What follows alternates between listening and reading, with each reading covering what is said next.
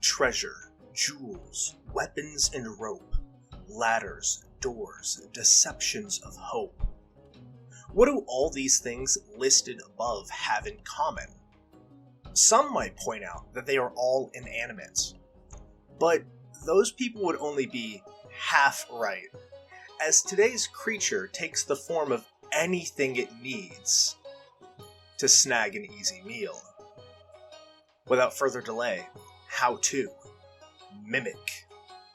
When first introducing mimics, both to veteran and new players alike, it needs to be understood what these creatures are, and why they do what they do. Think of them like a sticky, stretchy, man-eating, shape-shifting, very hungry blob. Their trademark ability allows them to turn into anything, as long as it has generally the same volume as their own starting volume.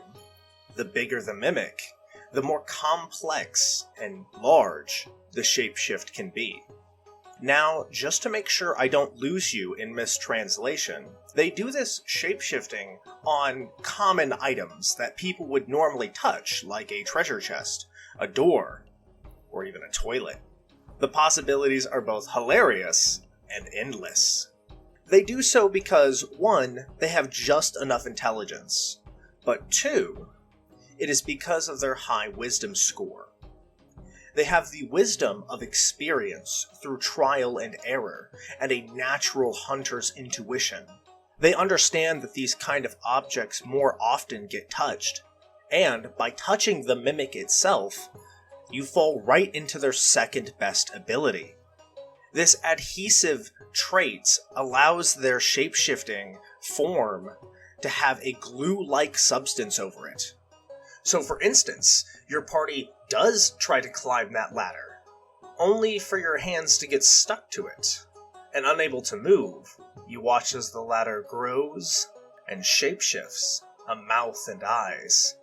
What makes the mimic so deadly is that they can lie dormant for a very long time, able to lie in wait for weeks at a time without a meal. So now that you're really starting to understand the power of a mimic, and starting to get more familiar with how I do these videos, we both can jump right into the best part and talk about what kind of trauma to inflict on your players and friends next. So to clarify, the 5th edition Monster Manual has 1 mimic listed. But with the help of other materials like Fizbin's Treasury of Dragons, Tasha's Cauldron of Everything, and even better than those, third-party content, like that made by Kobold Press, the shapes, sizes, and skills of mimics vary greatly. So to start this off, I would like to begin with the smallest and weakest of the mimics, and work my way up to the largest and oldest of mimics in this video, just to keep a semblance of organization. So first up, the juvenile mimics. Found in Tasha's Cauldron of Everything, this doesn't exclusively mean that they are like baby mimics, although mimics disguised as babies sounds like something straight from Bloodborne. But really what this means is that they are tiny-sized creatures. They do have stats for mimics of this size in official and third-party content. Feel free to go check out their full stat blocks and abilities, but I'll focus more on things you can do with them here, rather than the actual physical numbers today. Because they are so small, you can imagine these guys are more sneaky, unable to eat full adventurers without the help of plenty of other tiny mimics. So, normally, I would argue that unless they are very crafty with their shapeshifting, they might not want to be picked up or touched at all when they're alone. But that is the normal behavior, and you came here for chaos and mischief. My first suggestion is to make them into something the party can't live without, and that would be the trusty health potion. A shelf stacked with these things would be a perfect place for an ambush. The party is weary from a long fight underground. They're very low on spell slots, and even lower on HP. They rush into a room away from combat, and hide themselves away. They turn and they see a shelf full of potions. They're red and dusted over. Old, for sure. They know they're saved. The barbarian quickly grabs 2 of them and begins to hand them out, but they're stuck to her hands, and she can't get them off. The mimics would attack suddenly and without mercy. Something else to note is that in Tasha's Cauldron of Everything, there is notes about a mimic colony, a horde of mimics who come together to form a mega mimic and shapeshift into huge structures or buildings or even towns. With that stated, please use this information wisely, as making a whole town of mimics could be super funny, but also very traumatizing for any player, and we wouldn't want that now, would we? Other objects that would be hilarious to shapeshift into is the following list, and feel free to use these and add to the list as you see fit. How about a ring, or coins, a hat or jewels, potions, valuable monster parts like horns or tooth, a necklace, small idols or statues. These tiny mimics are great for something like this because technically they are weak enough to have them be a swarm-like creature, but they are interesting and creative enough to be their own standalone monster. Even just a small band of these tiny mimics can easily take out weary and worn-down adventurers who don't know better. For the small to medium-sized mimics, you have your more traditional mimic. Now, technically, with a small mimic, you may have a stat block difference, and possibly the size and shape of the object they shapeshift into may be a bit more constrained. But those are really the only differences with these kind of mimics, so do as you will. For these mimics in particular, they may be more experienced in hunting adventurers. I don't think the argument that mimics learn to understand what shapeshifts the adventurers suspect. They don't understand that the adventurers understand they understand. That's too complex for them. The mimic has a decent intelligence for a creature, but it's still dumb overall. Its main tactic of polymorphing and catching someone off guard isn't ever going to change. Its real strength is that wisdom. It can learn by trial and error, understanding that when it shapeshifts a certain way, it gets more or less food, or more so, when it is detected more or less often in specific forms. Because of this, as long as you can prove your mimics have the necessary age and experience, they can easily transform into unorthodox things that adventurers would never suspect. Mimics like these can transform into plenty of good objects, but this small list might help you narrow down some ideas for your next session. A ladder, a throne, the floor underneath a door, a lever, a backpack, a suit of fancy armor, a toilet, yes, even adventurers still need to poop, a telescope, and a large crystal. For these kinds of shapeshifts, you're looking to trick your party into lowering their guard long enough to catch them unaware. Most veteran players will know that anything could be a mimic, but it's a matter of knowing what is most likely a mimic that is going to save them. Use this information to your advantage by making any object seem like it could be the mimic they suspect. Make objects sticky, or make the party feel like they're being watched in particular rooms.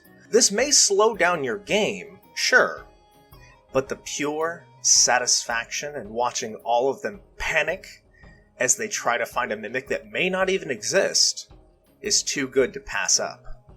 For large-sized mimics, we get into the good and fun parts. The stat block for more advanced mimics can be found generally in a lot of places. I found plenty of information and inspiration online in homebrew content, but I'm sure other third-party content or books from Wizards of the Coast that I'm unfamiliar with will have stat blocks as well if you look hard enough.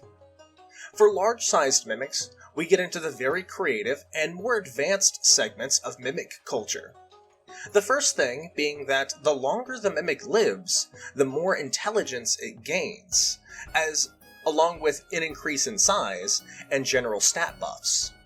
You're looking at a creature that can now adapt its way of hunting by being even more crafty and even more careful. Large-sized mimics can actually take the form of a surprising number of day-to-day objects, and anything you can think of is perfectly fine. But this following list I give you is just a few examples to help start you out in the right place. What about a wagon? A hallway? A boat? A bridge? A cave entrance? A tent? The floor of an entire room? A fountain? An altar? Because of how weary players can be, especially if they've encountered a mimic before, make sure to make some sort of incentive for players to approach, or even touch, the mimic. Place important-looking documents on your desk mimic. Make the players cross the bridge mimic to reach the other side. Make the hallway mimic a one-way trip. They have to go through that hallway to progress the dungeon. The world is your oyster for mimics of this size.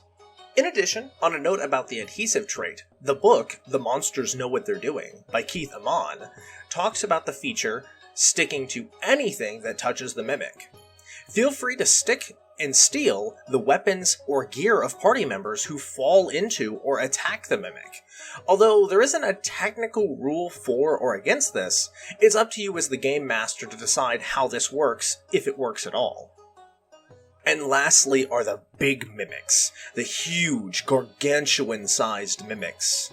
The ones that are of legends and folktale alike. Mimics the size of buildings, taking the shape of anything or everything in an area. Because of their even further increased intelligence, they can even communicate with other creatures when they are smart enough. Which is impressive to say the least. Although, they are still mimics. So unless they're being really, really nice, talking to them may just be a formality before being eaten. For mimics of this size and intelligence, you're looking at anything, and I do mean anything for their shape change ability. A whole dungeon, a tower, the moon, a town, a watermill, an abandoned barn, a full-sized ship, a wizard's tower, a dragon's hoard. These mimics have stats you can find in books like Fizbin's Treasury of Dragons, but more specifically, you can find the stat block for the horde mimic there, which is hilarious in its own right. And plenty of other information can be found online about mimics through homebrew, lore, and other third-party content. To summarize, the Mimic is one of the monsters in Dungeons & Dragons that never gets old. I cannot think of a monster I love having a cameo in any game more than this one. No matter what level the party is, and no matter the setting, these shape-shifting monsters are funny and crafty, and so underhanded that I must recommend them wholeheartedly. They are very easy to understand. This how-to was a bit different because I wanted to get you thinking about ways you can make this monster better and more effective in your own games. And I could list 100 different ways the Mimic can shape change or eat its prey, but ultimately giving you ways to find this kind of information and some starting ideas will get you far more invested, and that is more valuable as a gift from me than a clunky list. If you find yourself struggling to use the Mimic in an effective way, or struggling to make your monsters more efficient in combat, you can always watch my other how-to videos, or my TPK or Bust series. But outside of my own channel, I recommend books like The Monsters Know What They're Doing, and channels like Mr. Rex and Blaine Simple, where ideas and lore they post and talk about really made me think, as a dungeon master and as a player, about interesting interactions, rules, lore, history, and otherwise interesting topics that I might have been able to use in my own games. Thank you so much for watching, and make sure to check out my content around the channel and subscribe. I'm shooting for 1,000 followers by the end of the year. Any help along the way is appreciated, and thank you to everyone who has helped me along so far. So, here's to success and more videos to come. Thanks once more, and I'll see you next time.